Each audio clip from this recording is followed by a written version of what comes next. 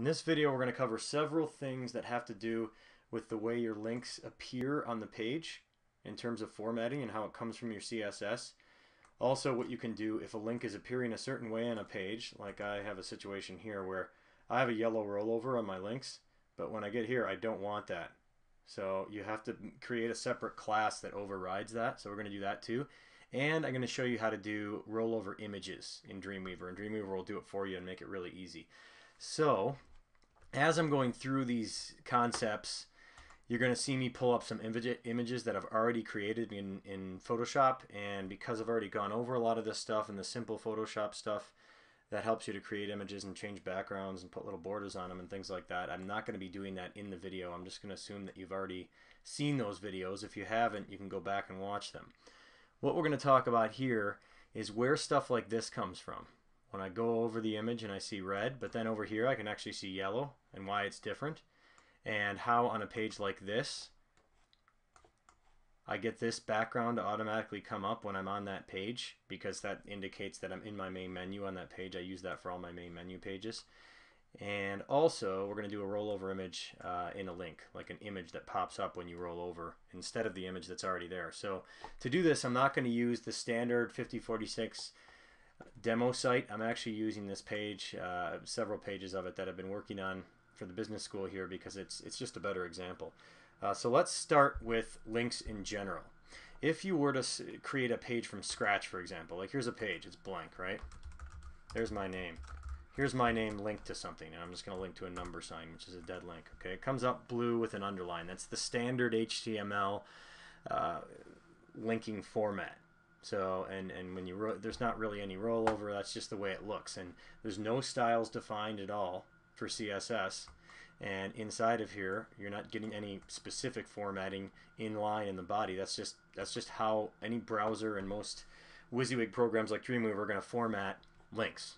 Okay, now if you wanted to change that and you don't have a CSS page yet, you can go to page properties and go to links.css, and you know what? I don't want it underlined.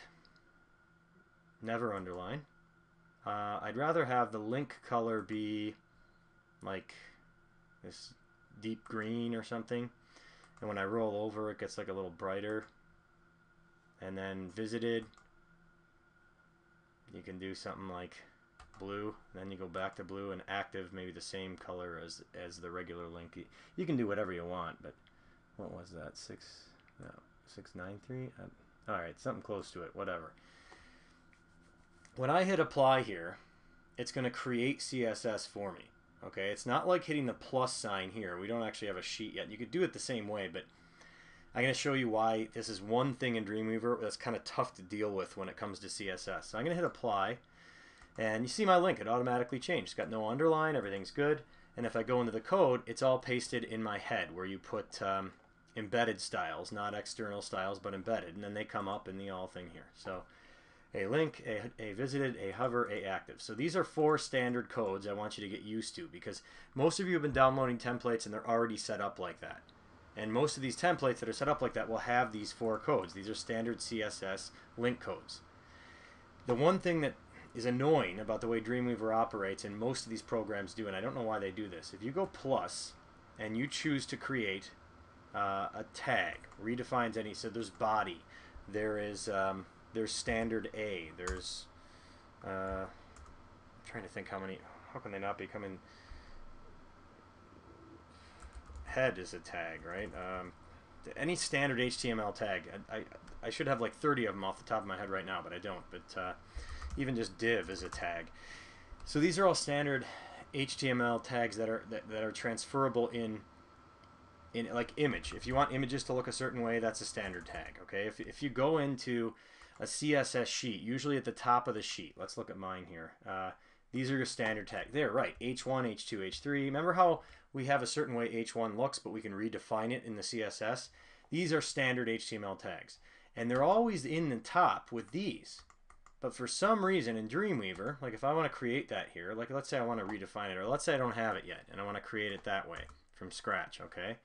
I'm going to hit the plus sign, and I'm going to go standard tag, and I'm going to go a link, because that's the standard tag for link now. Tag a link. And when I try to do that, it doesn't like the fact that I have a colon in there. It wants it to be a one-word tag. So it'll let you form an A tag, but then you have to go in and manually add that A-link stuff. So that the way to get Dreamweaver to do it for you is to use page properties. Okay, and that's what I did from the beginning. So I use page properties, and when I did it, it put in for me all this CSS. Okay, it made it green, and see now my name is Mike is different. So that's where it comes from. If your links are blue and underlined, you probably have no CSS yet for your links. So if you want them to change, you need these codes, a link, and if you want to have different versions of each of these, when you get them going, like then you need to do those too, and you can do all of that in page properties. Okay, once it's done, then you can go to a hover and you can go to background and give it a background image. You can do the same thing with active. You can do all that kind of stuff. Okay. And that's why when I go to my sheet now, this should make a little more sense. Now, when you get a template, I already got these. All right, these were already with my template. Okay, they weren't actually included when I just started a page like this. It was just standard HTML. So if you want to change them all around and you build them up and then you create an external style sheet, you simply can cut these. You don't need the style tags. You can cut this right out of your HTML and put it in the style sheet. I still have yet, and I've combed YouTube and combed the net to figure this out, to figure out a way to get page properties to build the a link, a visited, a hover, all those codes for you, but put them in the style sheet. I don't think there is a way, and people were complaining about this. I was trying to do the same thing. So let's say you had a style sheet attached, even if it's attached. So I made a blank style sheet. It's a CSS sheet, so it's right there. So now it's attached, okay? And I'll put it there higher in my head. So, but if I go to page properties and I redefine that stuff, and still this is the only way to do the a link, a visited, all that. So I'm just going to pick some colors and whatever. They're all pretty close to the same. Apply, hit OK. The styles all appear. However, they still go into here. They don't give me the option in page properties like it does when you hit the plus to put it into a separate sheet. They just don't. Okay. And you can even change the font if you want to. You can set the links. So this is how you change your hyperlinks around. Okay. If you want to change them around and go over top of what's already in your CSS, you could do this. Have it pop into the page. Your page will change temporarily. Go take it, cut it out of there, and then put it over the other stuff in your CSS. So that's an example of how you build it from the ground up. And we're going to get rid of that stuff now. I don't need these test pages anymore. So let's just delete those. Now here's one where it's already created, right? This is all in my CSS sheet. If I go to the top of my page in code, okay, I don't have all that stuff in here. All I have is the usual nice little link to an external CSS sheet. Okay, so if I go into styles and I go down, I see my standard HTML tags and the way they're redefined. I don't want my H1 to be looking like whatever, so I change some of them around, mainly H2 and H3. But then I have my a link, a visited, a hover, a active. Okay, so my a link is going to be this color. It's going to do this. It's going to hover over. So what we're looking at here with all this stuff is, let's go to some here in live view. These are operating off the main HTML tags. Okay, if I want my links to look different inside of a division, then I can further watch this. If you go down here, see how now the divisions have a number sign in front of them. See the menu. Now the menu looks different. The links, they're all caps and they have a red background rollover. Okay, that's because that's been defined in menu. All right, and if you look in styles and you go down to menu, I mean, you could teach an entire course on CSS, guys. I'm just trying to give you an idea of how all this stuff is working, because the web workshop gave you a crash course, but you need to understand how these things are linked up. So you have A at the top of the sheet, right? Where does it go? That's what your link's going to look like. That's what it's automatically going to look like in every division too, unless inside the division in the CSS you change the way it looks by redefining it. So this overrides the main A. Okay, so menu A is going to be like this, and menu A hover is going to be like this. Okay, so that changes the way it's set up. So if I click on menu A hover, check it out. I go to background and I'm picking up this background that I set up for it to be red instead of yellow and telling it to repeat across, and then it'll just do that in the menus. And I use the same codes down here for the lower menu. Okay, so that's why it's different, and that's how it's different. It's just been redefined, as opposed to being like this in the top where I'm using the background image that's a little yellow. I'm using a red one down here in menu, and if I haven't redefined it, menu A, then it just picks up what I have set up anyway. So menu A hover right there. Okay, so in my images here, you can see there's my yellow background, there's my bright red background. Now, how did this active background come up? Now, that's one that's also fairly easy to add, and it's kind of tough to add when you're in using here. Usually you can just steal the code, but when you have a menu set up, you're likely going to have an A and then an A hover in the way it looks. What you can do is add a specific class code, okay? And class codes start with a period. All right, you can go here and add class codes based on your selection.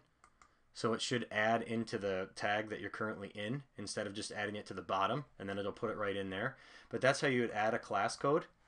And when you add a class code, then you can give it a different background. And then in your menu, what you can do, because that class code was added for lines, okay?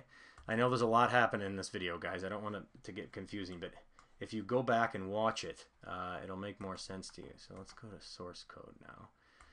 And we want to be right around... That's the problem, it's on live view here, okay? So everything gets a line code, and the line code is coming from, it's in menu, right? See, menu started, then there's a menu line code, okay? And then within the menu line, everything that happens underneath that is part of the menu line code. See how that, after that there's a class code? Whenever you have a period in it, there's a class code, okay? The class code then tells the menu line item to be a little bit different than a standard line item.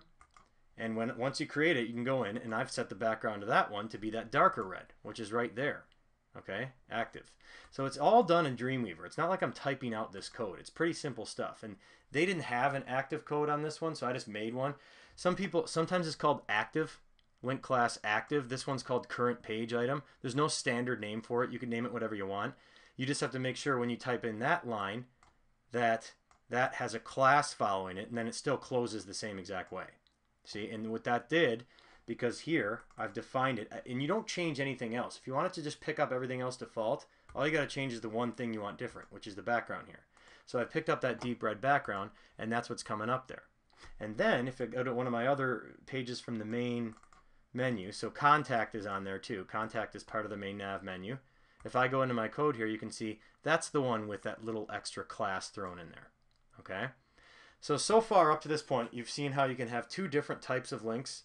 You can have your main page links the way they're formatted, and then you can have links according to the specific division that override your main page links. And I've also shown you how to do a very simple kind of background behind the link if you want to change the class of that one page, so each time they're on the page they'll know where they are in the menu. And then if you have sub pages, like this one here is a sub page, none of them are active because it's subordinate to the Exchange School page, so they just don't have an active link class, okay? And which means you just don't put one in there, so they're just all standard line codes, all right? As I was in live view and going over those, you notice the red probably, right? Now that's not a rollover image. That's very simple. When you created your standard link CSS, if you did it via page properties, or if you got CSS with a template, there's going to be an A hover somewhere, a standard A hover, okay? The standard A hover in my page, I set up to have a little yellow background. You know, just I pulled the yellow out of the star there, okay? And that's coming out of here, all right? So I make the back, you could just make it a background color because that's all I really have here are solid colors. But I choose these colors and make little squares in Photoshop because I don't want the browser not finding the color and then picking its own crappy color, right? I want to override that, so I choose my own colors, and then it's loading an image and it can't mess up the color. So that's one. You could actually just choose a background color in A hover, okay, like up here, and most browsers will probably pick the right color unless you do something really weird. But that was kind of a deep yellow I took out of the star there. So I made a little box for it, you know, approximate size, a little higher than the line, sort of wide. You repeat X, so if it's not wide enough, it just repeats across, and that's it. Like, I didn't have to type that code out. And then in my CSS, it just appears there. Okay, so I'm down on my menu here. If I go back up to A hover, okay, so if I wanted a different A hover in menu, I wouldn't leave it blank. I wouldn't just go menu A. I'd have to also define menu A, hover. Okay, and then this overrides what's at the top of the page by being part of menu. Okay, so there's your crash course on how all these links work, and that's where that red is coming from. That's a hover code. It's not quite the same as a rollover. Okay, and as I demonstrated to you, if you don't have that stuff in your CSS at all, it's going to automatically pick up that, you know, the blue link with the underline and crap. You're going to have to redefine that in page properties. It'll dump right into the head of your page, and then you can cut and paste it into your CSS file, or you can type it right out, but I think that's a little tougher to do. Okay, so now the dilemma I've run into here is I have my main CSS telling the entire page, unless it's being overridden by specific division CSS, that I want yellow, I want the link to be blue, yada yada yada. These 4 things, okay? But then within that same division, I have this, okay? So you can see on this page, I've set up a rollover image, and it looks really good. I'm going to show you guys what I had before that, all right? So before that, what did I change in style? Huh. Hopefully nothing too important, because I just saved it.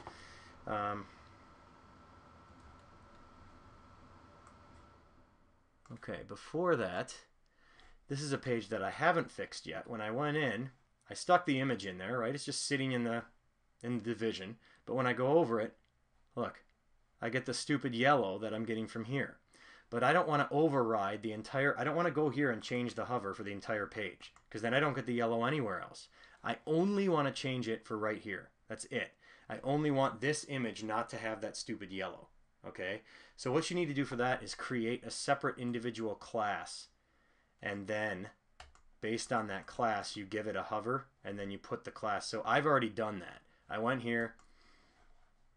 I went to class, which can redefine anything. I can call it whatever I want. I just call it image links. It's going to put the period in front of it. It's going to put it right down at the bottom. Okay, and that's my dog barking. You can just ignore her. So once I do this, all right, as soon as you go like this and you click OK, it lets you define some stuff. Now I'm gonna just cancel out of here. You're gonna assume, you know, I already did that, and then it just appears in your CSS. As soon as it asks me to format image links, I don't format anything. I just click OK. I don't change a thing. It can pick up all the same default stuff as the page. It can pick up image links A, all the same default stuff as the page. So I just added this. So I just literally copied it. I put A in there. And what does A mean? Or A link, whatever I want to put. It means that I'm starting to define how a link is going to look. The only thing that really matters to me is A hover. So then I finally get down to here, and I go image links within this class. How is the hover going to be? And it's going to have no background and no image in the background, just to make sure it doesn't pick any of that yellow stuff up. So then, inside that same division, what I can do, see where that stupid yellow keeps coming up? Is I can go out of live view, okay? Okay, this particular image needs to be given the image links class. Now I want to see how this works with an image, because I also have a link on that already.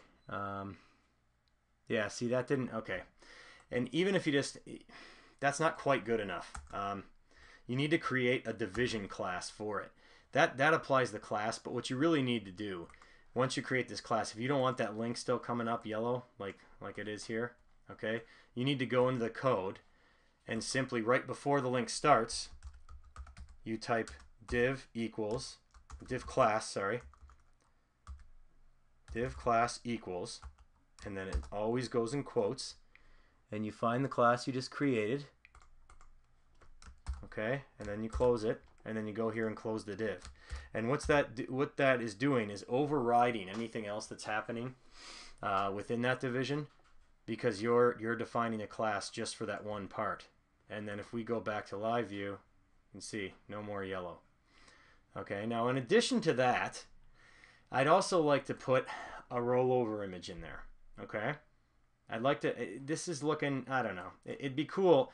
you know, because at least when they go over this, they see something change. It'd be cool if something else came up, okay, in here. So I've already gone into Photoshop and I've made this additional image, okay, and I've made the additional image the same exact size as this one.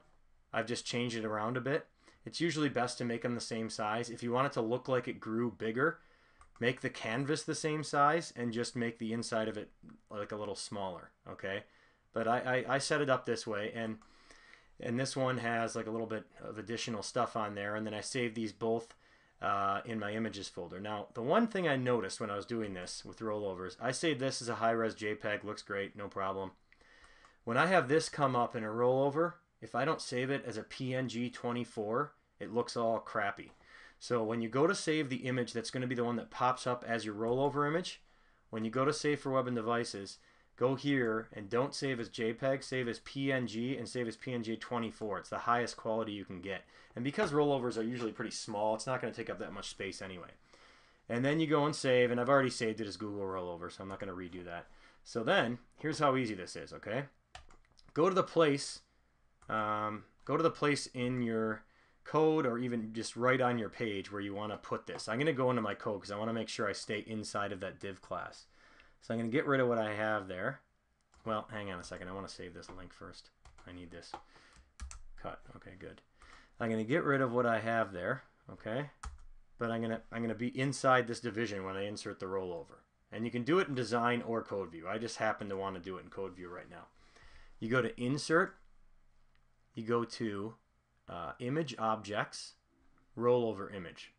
Okay, and then it's going to ask you everything you need to know. What are you going to call the rollover image? So this is just a name for the actual link. So I'm just going to call it Google Maps. Okay, you're going to pick up the two images. So I'm going to get the original image, which is just, you know, the one that doesn't pop up when you're rolling over. Then the rollover image, which is that one there. Okay, and then alternative text can be find this school with Google Maps. Whatever, put some keywords in there. Trade winds exchange. Okay, go to school abroad, right? Always good to have alternative keywords in there. When clicked, go to that URL that I just saved a minute ago. Click OK. And now I'm going to go back into design view.